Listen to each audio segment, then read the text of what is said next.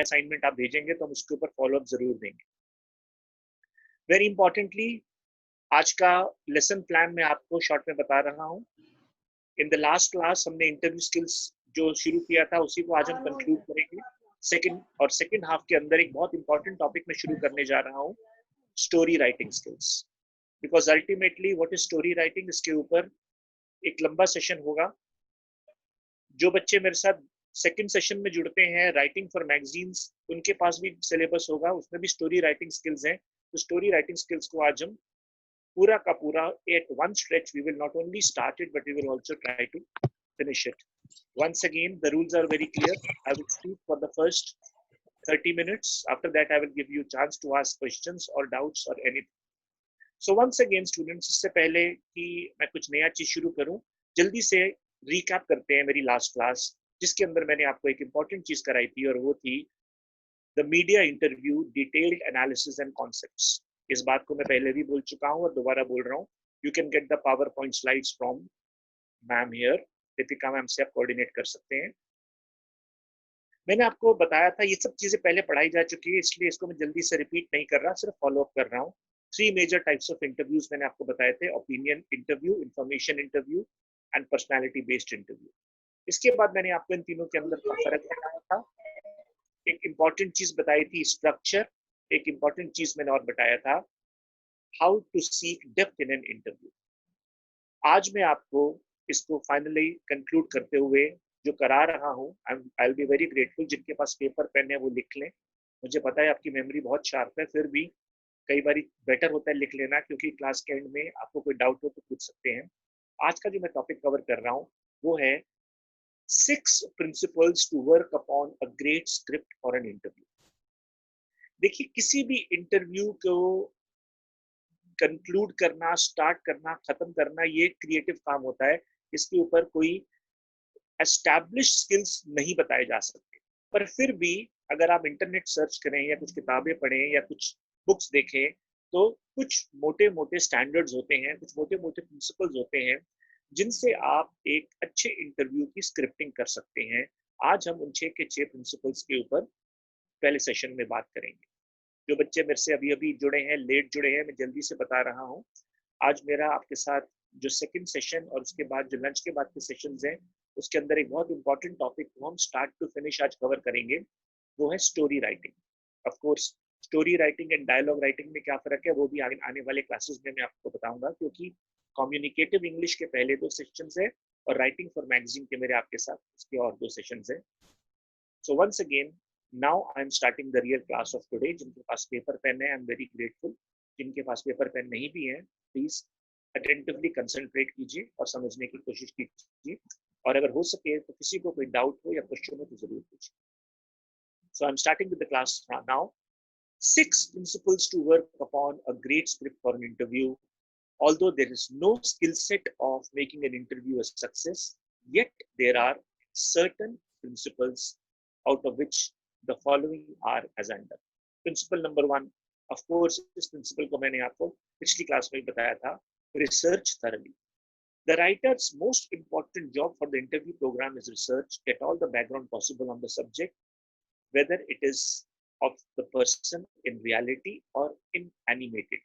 किसी भी क्वेश्चन को अच्छे से रिसर्च करना, किसी भी क्वेश्चन को एक नए एंगल को देना, और एक बहुत इंपॉर्टेंट प्रिंसिपल जो आज मैं आपको कराने जा रहा हूँ वो प्रिंसिपल है प्रोबिंग का प्रिंसिपल। प्रोबिंग क्या होता है अभी आगे चलकर मैं आपको क्लियर करता हूँ, पर अभी जो पहला प्रिंसिपल बताया है वो यही है। अगर आप एक इंडिविजुअल के पॉइंट ऑफ व्यू से इंटरव्यू ले रहे हो, अगर आप किसी कंट्रोवर्सी के पॉइंट ऑफ व्यू से इंटरव्यू ले रहे हो, अगर आज आप किसी सोशली रेलेवेंट इशू के पॉइंट ऑफ व्यू से इंटरव्यू ले रहे हो, तो आपको सब्जेक्ट को रिसर्च करना बड़ा जरूरी है। जैसे कि मैं आपको आज की हेडलाइन बताता हूँ, आप सबको ये पता है, Sushant Singh Rajput was found dead, no suicide note was found. पर इसको एक डायरेक्शन कैसे दिया गया है कि मेंटल इलनेस एक्सपर्ट्स के इंटरव्यूज टीवी पर किए जा रहे हैं, कि जिसके पास करोड़ों की प्रॉपर्टी है, जिसके पास लैविश बाइक्स हैं, जिसने मून के ऊपर लैंड खरीद रखी है, अपेरेंटली पैसे से जो इंसान सारे सुख खरीद सकता है, वो क्यों फांसी लगाकर मरे। क्या रीजन हो सकता है? तो क्या ये केस एक सुसाइडल का है, डिप्रेशन का है, या there is something known really as mental illness? इस इशू के ऊपर अगर आपने कुछ चैनल्स देखे होंगे तो उस पॉइंट ऑफ व्यू से एक particular death of a celebrity को आज की डेट के अंदर टीवी के चैनलों पर दिखाया जा रहा है। पॉइंट नंबर 1, रिसर्च थॉरली का मतलब आपको टॉपिक को रिसर्च करनी है, पर at the same time point number 2 जो आता है वो कहता है try to know the probable answers so that you can prepare follow up questions. आपने देखा होगा कि कई बारी आंसर्स बहुत ज्यादा प्रोबेबल होते हैं। अब जैसे कि आपने, जो लोग थोड़ी सी इंटरनेशनल न्यूज फॉलो कर रहे हैं, आपने देखा होगा कल ही को एक और ब्लैक आदमी को शूट कर दिया गया था यूएसए में। तो प्रोबेबल क्वेश्चन क्या है? Operation of blacks, racism in America, और आने वाले नवंबर के इलेक्शन के अंदर ये बहुत बड़ा मुद्दा है। तो इस मुद्दे को लोग अलग अलग एंगल से देख रहे हैं, फॉलो कर रहे हैं। Very very importantly, next point is not only cross check but also double check all the facts. Nothing is more embarrassing for an interviewer than giving a wrong statistic. अगर आपने देखा होगा कि कई सारे स्टेट्स के अंदर मुख्यमंत्रियों तक को एम्बैरसमेंट फेस करनी पड़ी जब उनके पास कोविड के सही स्टैटिस्टिक्स नहीं थे, बेड्स के सही स्टैटिस्टिक्स नहीं थे। कितने हॉस्पिटल्स को कोविड फैसिलिटी में कन्वर्ट किया गया है, अगर उसकी स्टैटिस्टिक्स नहीं है इस देश के की रिस्पॉन्सिबल मंत्रियों के पास, तो उस इंटरव्यू के अंदर की क्रेडिबिलिटी खराब हो जाती है। वेरी वेरी इंपॉर्टेंटली, अब जो मैं पॉइंट करा रहा हूँ उसको ध्यान से सुने और उसके बाद आप मुझसे पूछ भी सकते हैं। टेम्पो, ये वो वाला टेम्पो नहीं है जिसके अंदर आप बैठ के जाते हैं। टेम्पो का मतलब होता है the pitch of an interview is very important. क्या है आपका इंटरव्यू का objective? Is it to attack guests जैसे करण थापर करता है? Is it to create goodwill जैसे कि कुछ चमचागिरी करने वाले इंटरव्यूअर्स करते हैं? Is the approach about back patting? Is it offensive और is it poaching? Do you need to blend a few or do you need to keep it common? Sometimes, thus the interview has a socio-political, religious or even sexual intonation. कई बारी interview का topic ऐसा होता है जिसको सियासी मुद्दे को आप एक धार्मिक मुद्दा देने की कोशिश करें। सो टेम्पो जो होता है वो, इसका मतलब ये होता है, tempo is something like the spice of an interview.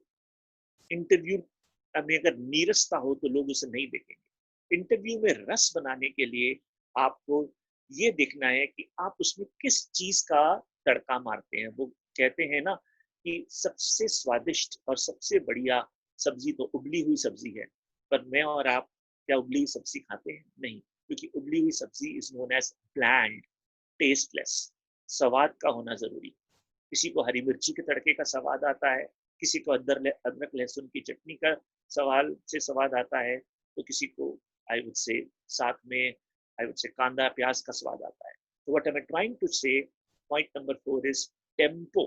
The tempo of the interview should be towards either you attack the guest, either you are being good to the guest, either you are promising something, either you are approaching somebody through backpatting.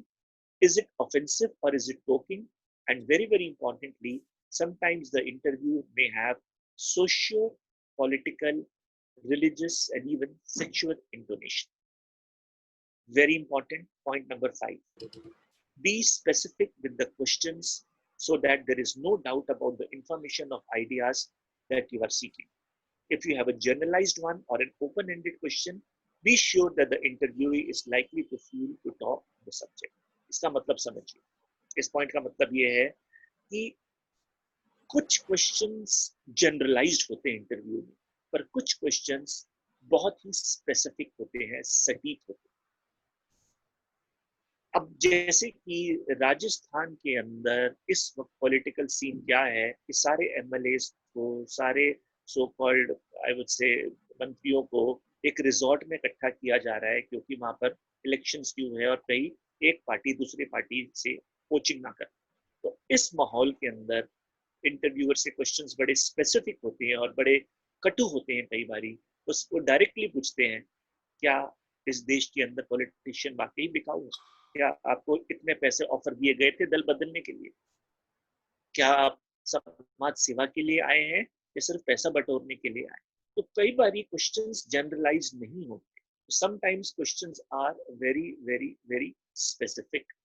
चलिए इसको एक थोड़ा सा मजाकी touch से मैं आपको समझाता हूँ। आप सब ने कोरोना कोरोना कोरोना तो खैर अखबार में रोज सुन ही रहे हैं, पर आप सब ने सुना होगा कि शाहिद अफरीदी को कोरोना हो गया। अब शाहिद अफरीदी एक ऐसे क्रिकेटर हैं जो मेरे हिसाब से 18 साल के कई साल तक रहे थे। उनकी उम्र, जब वो क्रिकेट में आए थे तो उनकी उम्र 16 साल थी और वो अगले 7-8 साल उनकी उम्र 18 साल ही रही, जिसके ऊपर जेफरी बॉयकॉट ने कमेंट किया था कि if he is 18 then I am always 20। तो अब उनको कोरोना हो गया है तो उसके ऊपर भी कई टाइप के इंटरनेट के ऊपर जोक्स आ रहे हैं और स्पेसिफिकली शाहिद अफरीदी को लेकर कोरोना वायरस को टारगेट किया जा रहा। तो उसके ऊपर भी इंटरव्यूअर एक, चाहे ये एक नेशनल या इंटरनेशनल पैंडेमिक है, तो उसको एक जोकिंग टच देने की कोशिश कर रहे हैं। एंड फाइनली सिक्स्थ पॉइंट और the last point is repeat follow up probing questions in different forms. अब इस बहुत इंपॉर्टेंट है, इसको ध्यान से समझिए स्टूडेंट्स। प्रोबिंग, प्रोबिंग शब्द को अगर आप गूगल में सर्च करें, अगर आप इसका मीनिंग ढूंढे, तो प्रोब का मतलब होता है किसी चीज को कुरेदना, किसी चीज को वो क्या कहते हैं कि जख्म भरने मत दो, जख्म को कुरेदते रहो। 30 साल से ज्यादा हो गए सन 84 के दंगों को, पर हर 5 साल के बाद उनको इलेक्शन का मुद्दा बनाकर कुरेदा जाता है। ये माना कि सुप्रीम कोर्ट ने राम जन्मभूमि के ऊपर एक जजमेंट दे दिया है, फिर भी मंदिर की निर्माण के ऊपर आज भी सरकार को कुरेदा जा रहा है। मोदी जी दो बारी इलेक्ट होकर आए हमारे इलेक्शन में, फिर भी उनको गुजरात के दंगों के ऊपर कुरेदा जाता है। सो जो प्रोबिंग का लास्ट पॉइंट जो मैं इंपॉर्टेंट बता रहा था वो ये है, repeat follow-up probing questions in a different form. If the interviewer tries to evade them with sufficient research, we know which questions are used. मुश्किल हो जाएगी। Somebody is speaking, I think. अगर किसी को कुछ बोलना है तो पहले बोल दे, क्योंकि दो लोग बोलेंगे तो फिर बात नहीं हो पाएगी। अगर anybody has got anything to say, please speak up, क्योंकि ये सेशन हम रिकॉर्ड भी कर रहे हैं और ये सेशन को हम फॉलो अप के पॉइंट ऑफ व्यू से भी लेंगे।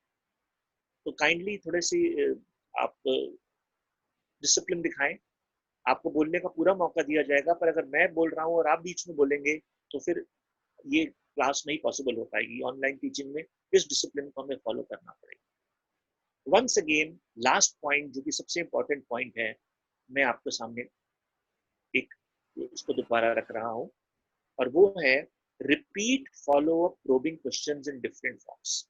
देखिए कुछ सवाल होते हैं जिसके पूर्ण रूप से जवाब मिलते नहीं है, पर वो सवाल बड़े अहम होते हैं। उन सवालों को अलग अलग तरीके से इंटरव्यू में पूछा जाता है। Those questions are known as probing question। हमारे क्या कहते हैं, फिल्म वर्ल्ड में भी एक प्रोबिंग क्वेश्चन है कि सलमान खान की शादी कब होगी, या राहुल गांधी फवारा क्यों रह गया, या XYZ पार्टी के अंदर XYZ नेता की कौन सा MM में स्कैंडल आया। तो प्रोबिंग क्वेश्चंस का मतलब होता है कुरेदने वाले सवाल। कुरेदने वाले सवाल का मतलब वह सवाल जो डिस्टिंक्टिवली अनकंफर्टेबल तो है ही, पर उनके ऊपर कभी भी कोई भी जवाब नहीं दिया गया। अगर आप किसी पॉलिटिशियन से करप्शन के टॉपिक पूछे तो वो एक कुरेदने वाला सवाल है। विल एनीबडी से आई एम करप्ट? आप मुझे बताएं। बुरा मत मानिएगा, पर थोड़ा लॉजिक से सोचिए। एक चोर भी क्या ये बोलते हैं मैंने चोरी की थी? तो ये बोलेगा ना कि जी भूख से मर रहा था, पैसे नहीं थे, क्या करता, मजबूरी में मैंने ब्रेड उठाई और मुझे पकड़ लिया गया, मैं चोर थोड़ी हूँ, मैं तो समय का मारा हुआ आदमी। पर कोर्ट ऑफ इंक्वायरी ही उसको चोर कहते। So what am I trying to say, अब इस पॉइंट को मैं पूरा स्लाइड से पढ़ रहा हूँ, फिर मैं इसको हिंदी में समझाऊंगा। It says repeat follow-up probing questions in different forms. If the interviewee tries to evade them with sufficient research, you will know which questions the interviewer might try to stonewall, and you can prepare additional roundabout questions accordingly. उसी सवाल को घुमा फिरा के पूछना, उसी सवाल को घुमा फिरा के पूछना। अब जैसे एक कंट्रोवर्शियल सवाल सनी लियोनी से घुमा फिरा के हमेशा पूछा जाता है कि वह बॉलीवुड आने से पहले जिस इंडस्ट्री में काम करती थी उस इंडस्ट्री में क्या काम करती थी। अब मेरे ख्याल से इसके ऊपर कोई ज्यादा बात करने की तो हमें कोई जरूरत है नहीं, पर हम सब जानते हैं ये एक अनकंफर्टेबल क्वेश्चन है, ये प्रोबिंग क्वेश्चन है, और इसके ऊपर कोई जवाब है या नहीं, यही इंटरव्यूअर की बात करने का तरीका और इंटरव्यूई की अकलमंदी दिखा। So once again students, finally अब मैं कंक्लूड कर रहा हूँ और आपके सामने कंक्लूजन के पॉइंट्स रख रहा हूँ जो मैंने आपको मीडिया इंटरव्यू स्किल्स के अंदर पढ़ाया।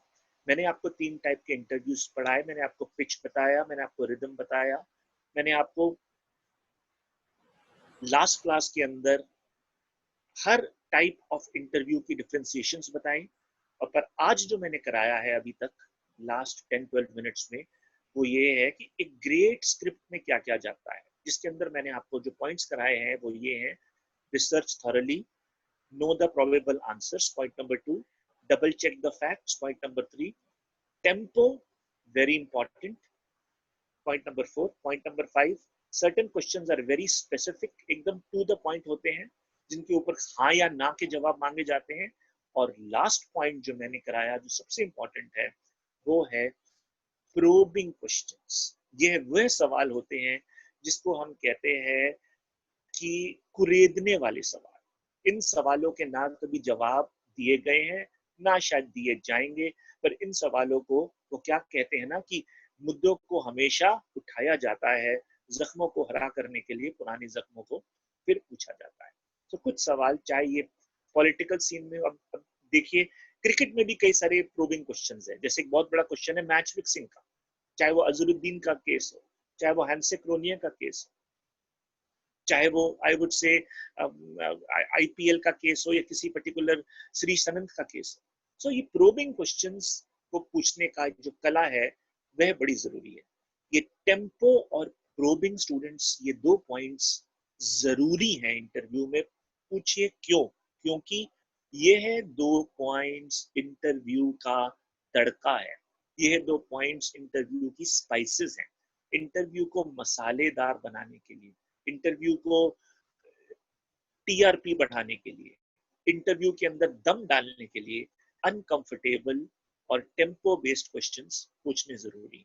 कई बार पर्सनालिटी को अटैक किया जाता है, कई बार आई वुड से प्रेस किया जाता है। अगर राज ठाकरे को गुस्सा नहीं दिलवाओगे इंटरव्यू में तो फिर उस इंटरव्यू का मजा ही क्या हुआ? इंटरव्यू का मजा ही तभी है जब राज ठाकरे को थोड़ा सा गुस्सा आए और वो अपने स्टाइल में कुछ ऐसा बोल जाए कि अगले दिन के लिए वो आपकी हेडलाइंस बन जाए। सो these are the points. Now I'm going to summarize and I will be very happy after that if you can ask me any questions. Summary ध्यान से समझिए। Summary point number 1, establish the purpose of the interview. याद करो मैंने पहली class में आपको बोला था इंटरव्यू का पर्पस क्या है आपका? अटैक करना है, प्रेस करना है, किसी आई वुड से मुद्दे को उछालना है, किसी मुद्दे को दबाना है। कई बार लोगों को एक मुद्दे से हटाकर दूसरे मुद्दे पर लाना, even that can be the purpose of the interview. Point number 1. Point number 2, establish the type of interview approach to be issued. Point number 3, find out the interviewer's background in relation to the particular news or story, जिसको मैंने अभी research में बताया. Point number 4, establish the setting of the subject. It can be a home, a studio, or an event such as a new movie opening or even an award ceremony, sometimes even a political meeting. एक political meeting चल रही है, एक commentator को बुलाया जाता है कुछ बोलने के लिए और वो बोलने के जाए उस नेता की बदनामी कर देता है, उस नेता का सत्यानाश कर देता है। आपको याद है वो एक छोटी सी टीवी की क्लिपिंग, ध्यान से अगर आप दिमाग पे जोर डालें कि असदुद्दीन ओवैसी किसी पर्टिकुलर इवेंट में गया और वहां पर एक लड़की ने आकर पाकिस्तान जिंदाबाद का नारा लगा दिया और ऑटोमेटिकली बहुत अनकंफर्टेबल सा सीन हो गया। बाद में उस लड़की को अरेस्ट भी किया गया, उसके ऊपर केस भी बना, पर वो एक पॉलिटिकल मीटिंग एक बहुत मेजर इशू बन गया। And finally last point, create a rising action. Increase interest after you have got the audience attention through effective questions and follow up. So these are the issues in interview. इसके अलावा मैं बहुत जल्दी से तेजी से रिपीट कर रहा हूँ जो मैंने आपको शुरू से अभी तक कराया है. मैंने आपको 3 major types of interviews define करे हैं: ओपिनियन इंटरव्यू, इंफॉर्मेशन इंटरव्यू और पर्सनालिटी इंटरव्यू. ओपिनियन इंटरव्यू क्या है, उसकी डेफिनेशन पढ़ाई जा चुकी है. इंफॉर्मेशन क्या है, पर्सनालिटी क्या है, पढ़ाई जा चुकी है. इंटरव्यू की प्रिपरेशन कैसे की जाती है उसके ऊपर मैंने आपको बताया है. स्ट्रक्चर के ऊपर बताया है. बहुत इंपॉर्टेंट टॉपिक जो मैंने कवर किया था, seek depth in an interview. हो सकता है आप में से कुछ बच्चों को लगे जो मेरी आज की क्लास एक टाइप से रेपिटेशन है पिछली क्लास का, पर ये रेपिटेशन नहीं है. ये मोर और लेस एक टाइप से मैं कंक्लूड कर रहा हूँ, क्योंकि मीडिया के प्रोफेशनल्स के अंदर इंटरव्यू स्किल्स का टॉपिक इम्पॉर्टेंट नहीं, सुपर इम्पॉर्टेंट है. इसीलिए मैंने इसको आज आपके पॉइंट ऑफ व्यू से एक्स्ट्रा टाइम दिया. इसके अलावा मैंने आज आपको जो 6 प्रिंसिपल्स कराए हैं, बहुत जल्दी से बोल रहा हूँ, उसके बाद आप बोल सकते हैं. पहला प्रिंसिपल था रिसर्च, दूसरा नो द प्रोबेबल आंसर्स, तीसरा क्रॉस चेक द फैक्ट्स, चौथा टेम्पो, पांचवा sometimes specific questions, yes and no questions are important, और आखिरी और सबसे इंपॉर्टेंट था प्रोबिंग क्वेश्चंस. प्रोबिंग क्वेश्चंस वह सवाल हैं जिनके बिना जिनको पूछने के लिए हिम्मत भी चाहिए, मानसिकता भी चाहिए, सोच भी चाहिए, और सबसे इंपॉर्टेंट चीज हुनर चाहिए कि किस तरफ, किस एंगल पर, किस मूड से कैसा सवाल पूछा जाए. आप लोगों की खैर अभी तो मुझे पता नहीं आपको याद है कि नहीं है, पर एक बारी महेश भट्ट जो कि अपने टाइम का बहुत बड़ा बॉलीवुड का प्रोड्यूसर है, उसके मुंह से एक रिपोर्टर ने बुलवा दिया था, आई एम अ बास्टर्ड, क्योंकि his mother and his father formally were not married. तो उसने उससे पूछा तो इसका मतलब आप illegitimate child है, इसका मतलब आप ये है, इसका मतलब ये है. वो इस शब्द को उसके मुंह से बुलवाना चाहता था, और उसने उसको इतना महेश भट्ट को कुरेदता गया कि महेश भट्ट ने जब ये सब शब्द बोला तो अगले दिन वो प्रिंट मीडिया का, उस टाइम फिल्म फेयर और फेमिना नाम की मैगजीन्स आती थी, उसका हेडलाइंस बन गया. चाहे तो इसको आप भी यूट्यूब सर्च कर सकते हैं. Students, I'll be very grateful if anybody is going to ask any question right now, or if you have got anything in mind. If you want me to say anything, I will have to now keep quiet for 2 minutes. If you have nothing to ask me, then we can start with the new session, which is very important on story writing skills या story telling skills, जो कि communicative English में भी आपका important topic है, और writing for magazines के point of view से भी आपका बहुत important topic है. I am now going to keep quiet and I am going to wait for you to ask any question if you want.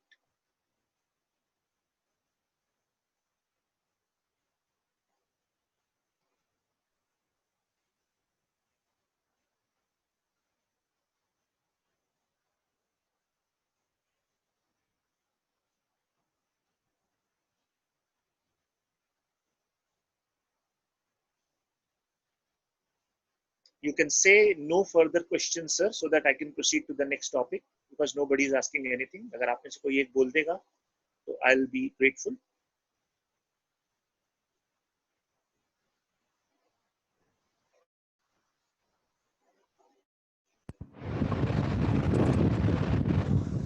Sir मेरा question है. बोलिए. Sir जैसे हम किसी का इंटरव्यू कर रहे हैं और कोई ऐसा सवाल आ गया, क्वेश्चन ऐसा हमने पूछ लिया कि उसको गुस्सा आ गया और उन्होंने हमसे उल्टा सवाल किया, तो उस सिचुएशन को फिर कैसे हैंडल करें? अभी मैंने शायद एक पॉइंट आपने ढंग से शायद सुना नहीं, मैं दोबारा से कर रहा हूँ. वो पॉइंट है कि टेम्पो. टेम्पो क्या? टेम्पो का मतलब वो वाला टेम्पो नहीं जिसमें आप बैठते हैं. आपके इंटरव्यू का ऑब्जेक्टिव क्या है?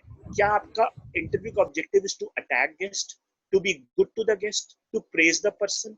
देखिए, जब तक आप अपना इंटरव्यू का टेम्पो नहीं डिटरमिन करेंगे, आप 100% इंटरव्यू के अंदर डेप्थ नहीं ला सकते. अब आपके सवाल का जवाब, आपका जो स्पेसिफिक सवाल है वो क्या है मैं बताता हूँ.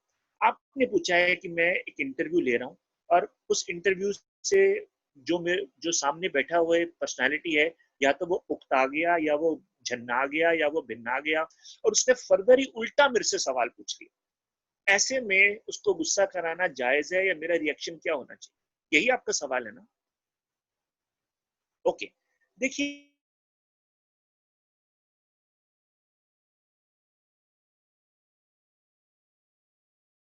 ये नहीं करना कि ये जो अर्नब का शो और जो 2-4 और चैनल्स पर आते हैं कि इनको म्यूट कर दूं, क्योंकि वो जो बोल रहा है वो बोलता ही जा रहा है, वो बोलता ही जा रहा है। अरे जब तक दूसरे को बोलने का मौका ही नहीं दोगे, तो ऐसा लगता है कि 3 लोग बोल रहे हैं और कुछ भी समझ में नहीं आ रहा।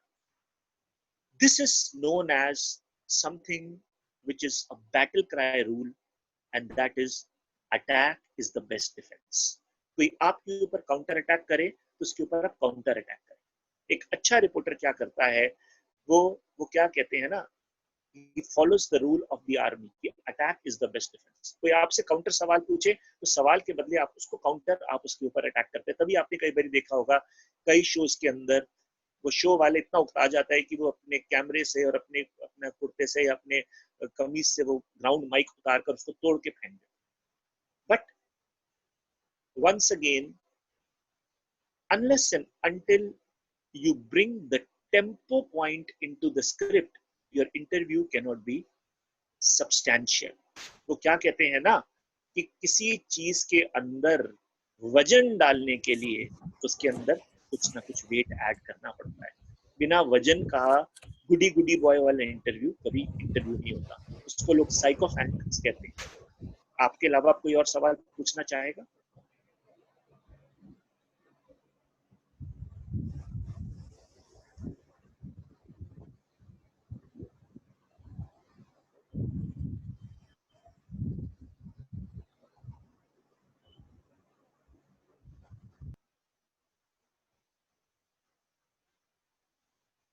Okay students, I am very grateful कि अब सर आपके रिएक्शन। जी मैम पूछिए। कम्युनिकेटिव इंग्लिश में इंटरव्यू का ऑप्शन कहाँ से आ गया? मतलब इंटरव्यू कैसे पढ़ रहे हैं हम? आपके पास सिलेबस है? आपके पास सिलेबस है तो बेटे फिर वही बात होगी, बंदूक बंदूक है नहीं और आप गोली चला रहे हो। आपके सिलेबस के अंदर आपने अब इसका मेरे पास कोई जवाब नहीं है कि मैं How it is relatable? I'm asking how it is relatable. बेटे कम्युनिकेटिव इंग्लिश। Yes, इस sir. शब्द को तोड़ो, इस शब्द को तोड़ो। पहला शब्द के अंदर पार्ट है कम्युनिकेट और दूसरा पार्ट है इंग्लिश। कम्युनिकेट का मतलब इज नॉट टॉकिंग। कम्युनिकेट का मतलब होता है to putting the thoughts across. कुछ बोलना, कुछ पूछना। यह नहीं है कि क्या पूछा, ये जरूरी है कि लहजा क्या है। मैं आपसे कुछ मैं आपसे ये कहता हूं तो ये वो जो लहजा है वो डिटरमिन करता है कि आपके क्वेश्चन की इंटेंशन क्या है। So that is why interviews is a very important part of the syllabus. Once again, students जो भी बाकी बच्चे सुन रहे हैं, मेरी एक ही रिक्वेस्ट है, बेटे आपको पता है कि we have to follow a set of principles issued by the university which is known as syllabus। अगर आपके पास syllabus नहीं है तो मुझे पता नहीं क्या रीजन है, क्योंकि मैं जो जो टॉपिक कराता हूँ उसको टिक करता हूँ सिलेबस में कि कल को आप ये ना बोल सके कि सर ये टॉपिक छूट गया या ये हो गया। सो काइंडली सिलेबस आप एक बार सामने रखेंगे, क्योंकि ये सिलेबस के अंदर आपका जो टॉपिक है मैं वही करा रहा हूँ। अब कोई और कुछ पूछना चाहता है?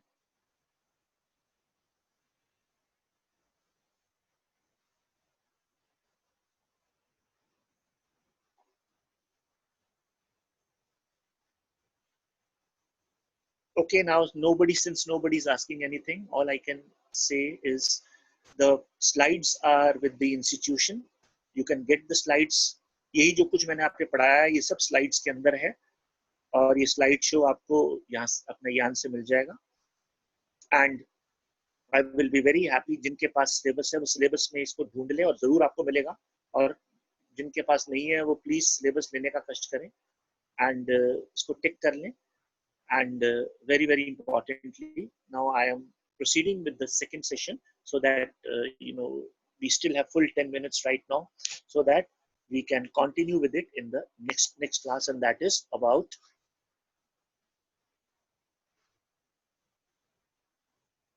story writing।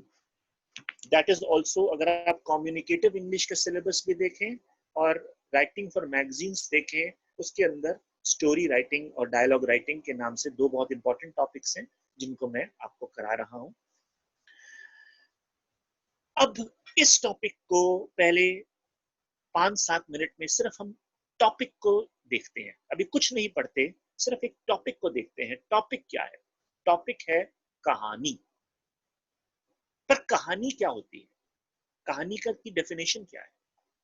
कहानी सत्य घटनाओं पर भी आधारित हो सकती है, कहानी फैंटेसी की भी हो सकती है। अब हैरी पॉटर एक कहानी है जो कि वर्ल्ड वाइड बड़ी पॉपुलर है। Is do you think those characters exist in reality? Absolutely not. हम बहुत छोटे थे, पता नहीं आप लोगों ने पढ़ा कि नहीं पढ़ा, चंदा मामा आती थी, चंपक आती थी, और उसके अंदर विक्रम और वेताल आता था। अब क्या वेताल होता है कि नहीं होता, ये भी एक अपने में मुद्दा है। तो जो कहानी है वो क्या है? कहानी is, it's a beautiful first slide which I will read to you now.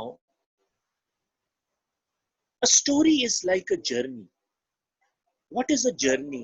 A journey is filled with lot of things.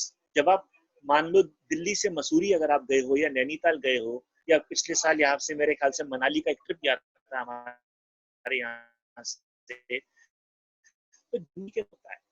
Journey important चीज होता है the stoppages, the time spent together, the interactiveness rather than the destination. पहाड़ तो सारे ही एक जैसे हैं, पर वो जो मौका मिलता है 10-20-50 लोगों को एक बस में बैठने का, गाने गाने का, या बीच में ढाबे पर बैठकर दाल और पराठा खाने का, that is a different. So story telling is not about story writing, or for that matter script writing. Story is all about a journey. It's more about a journey, and that is the only reason a story is written in drafts. आपने कहीं सुना होगा, जिनको थोड़ा बहुत लिखने का शौक है वो कहते हैं जी जरा फर्स्ट ड्राफ्ट दिखा दो, या पहले 3 चैप्टर दिखा दो, पहले 3 चैप्टर हमें पसंद आएंगे तो देखेंगे। आजकल आपने देखा होगा पिछले 1-2 सालों से पिक्चर के नाम पर वेब सीरीज आनी शुरू हो गई है। 40-40 मिनट का एक एक एपिसोड होता है, एक एक ड्राफ्ट होता है, और वो ड्राफ्ट कहाँ तक चलता है?